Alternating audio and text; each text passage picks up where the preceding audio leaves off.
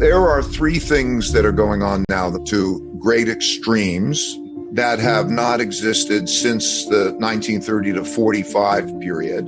And it's important to know those three things and then to understand them well. The first is what is going on with money and credit when you get to something like a zero interest rate and you need buying power. The government needs buying power, but they can't tax it. So what we have is the production of a lot of debt that the central bank prints money and buys that debt to spend.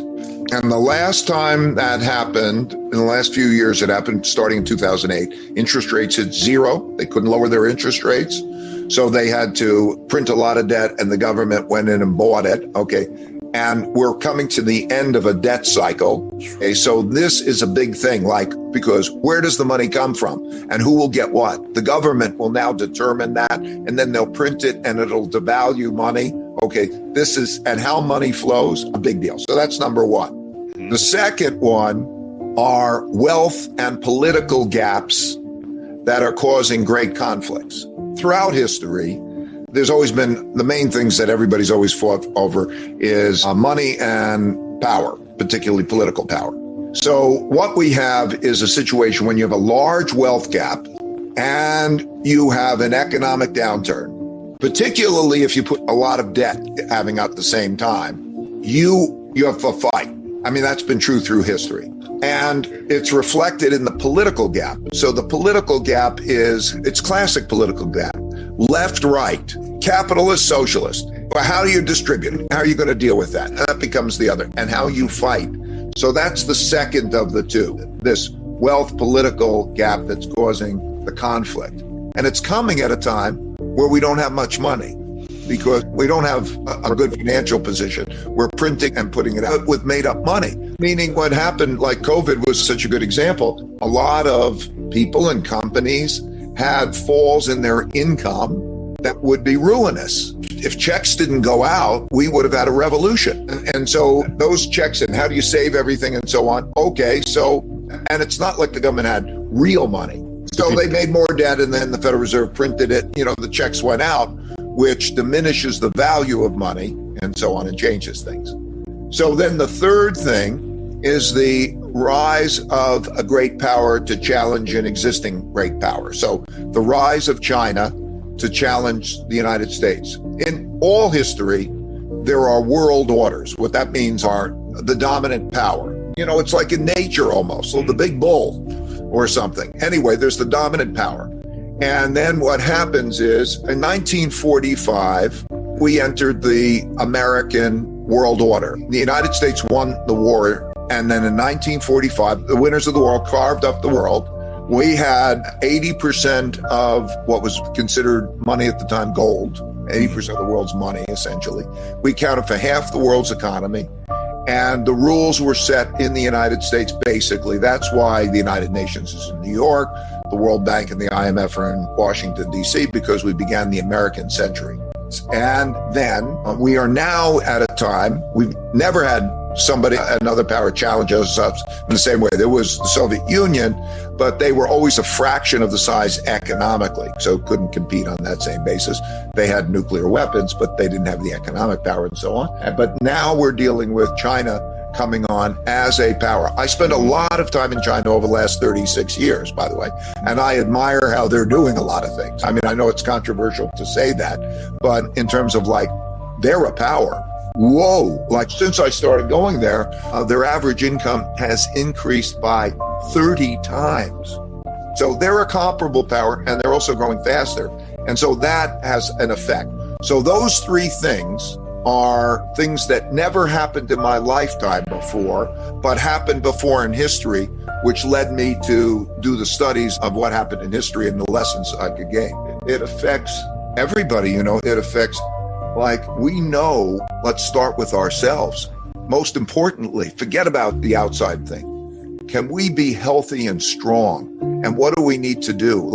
To know you have to be in it together. If we can row in the same direction, okay, if we can have thoughtful disagreement and get past that. if we can be in it together, like the wealthy and the poor. It sounds so difficult, but at the same time, if you read history and you see what happens when it's not, when you have a civil war, like we could be on the brink of a civil war. That sounds so crazy, but the truth is, in most countries, almost every century, there was a civil war or a revolution, some form of civil war or revolution.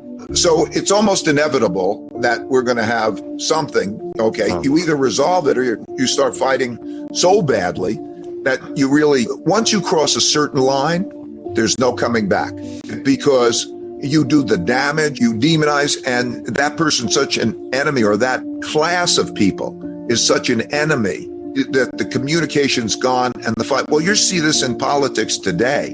In other words, is there a respect for the system and a mutual respect of trying to resolve these types of things? Or will they go to any lengths to win? Because a constitution or law will only carry you to so far, okay?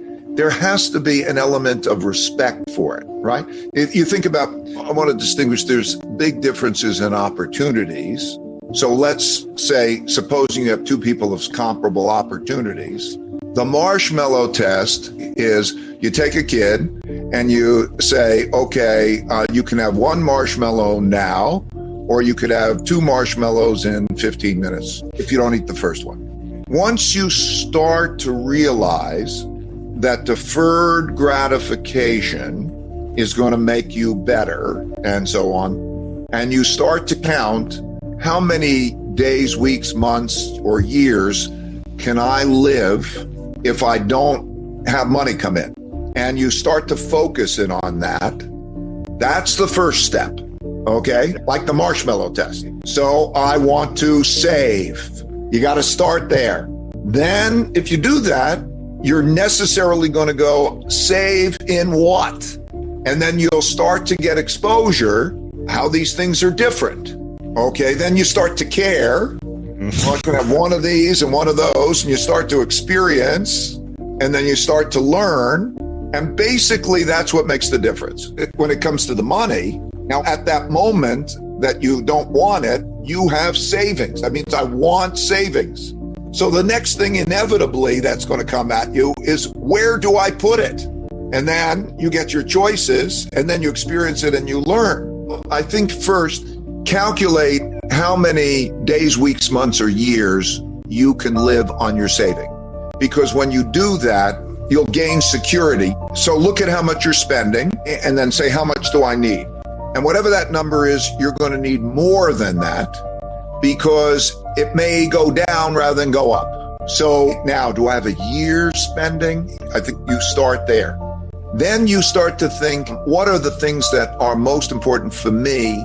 And then you start with your business or your residence that have a symbiotic relationship and that you know well. If you start with your business, okay, you're closer to that, investing in yourself, whatever that may end up being, that may be your best investment.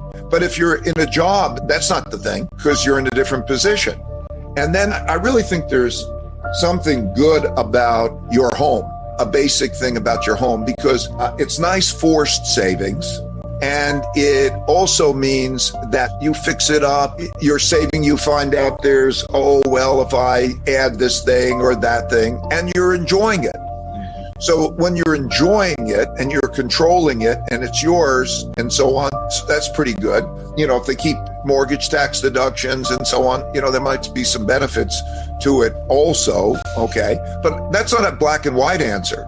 You know, so you could take a short pencil and say, is it better to rent or buy? Okay, that's a different question. But by and large, am I going to move? You know, all of those other questions. So when you start with, okay, what is it that's close to home and how much? You need a certain amount that's liquid. In other words, you got it in your house, you got to make a mortgage payment or something, and all of a sudden, you know, it's not liquid and you lose your job. Well, that can cause you trouble. So how much do I have that's liquid? How much do I have that's not liquid? Okay. And you start to get those things right. Pretty soon, you're getting yourself in good shape. And then you're also having some experiences. And then you go beyond that. So you start to, okay, what's a stock? What's a bond? And then You learn through experiences. I learned through my experiences. I started when I was a kid, 12. I used to caddy, and I took my caddying money and I put it in the stock market. And I was lucky. What happened to me, by the way, is I took my caddying money and I bought the only company that I ever heard of that was selling for less than $5 a share. And I was really dumb. I thought I'll buy more shares, so if it goes up, I'll make more money. And it was the only company. It was a company that was about to go broke, but some other company acquired it and it tripled. And I thought, this is an easy game. And I like it, easy money. But, you experiment and you learn. You earn $100 and you spend $105. That's misery. If you earn $100 and you spend $95, you'll have a good life. Basically, I know so many people who don't earn much, but are there. Because if you start to think about what it is that it costs you to live in terms of, let's say, the basics, give me a sleeping, give me the food, let me be educated, and so on and so forth. I think most people can get themselves in a position where they're net positive. So if you can be net positive and you could do that, that's number one. Then I guess it was the list that we went to. The second is, what do you do next in terms of what do you need? What do you invest in? And then avoid the following mistake, the most common mistake of investing, thinking that the investment that did good is a good investment. People rather more expensive. The things that quite often, those markets that did really, really well became more expensive. And everybody, smart money is all the time comparing them and competing. So what happens is the naive money buys the thing that was hot or is hot. The thing that has been terrible, which might be the thing that's beaten down. So I would say also an important element, diversify. Because what I learned about this is that, first of all investments compete. And it's not easy to tell whether one investment is better than the other, because if people could do that, life would be easy and everybody'd make a ton of money. And this is a competitive game that's very difficult to compete in. So it's very difficult to say which one's better or worse. You could take experts and do all sorts of tests, and you'll find out that they can pick that, and you can't tell whether the worst ones are going to be better. So because of that, you understand that even picking the best ones is difficult. And particularly if you're naive, like we spend hundreds of millions of dollars each year on research to try to give us an edge. Wow. Okay. Now you've got to compete with us. So competing in the markets is more difficult than competing in the Olympics. But there are more people who try harder in order to do that. So it's a zero-sum game. But diversification will reduce your risk without reducing your return. That's critical.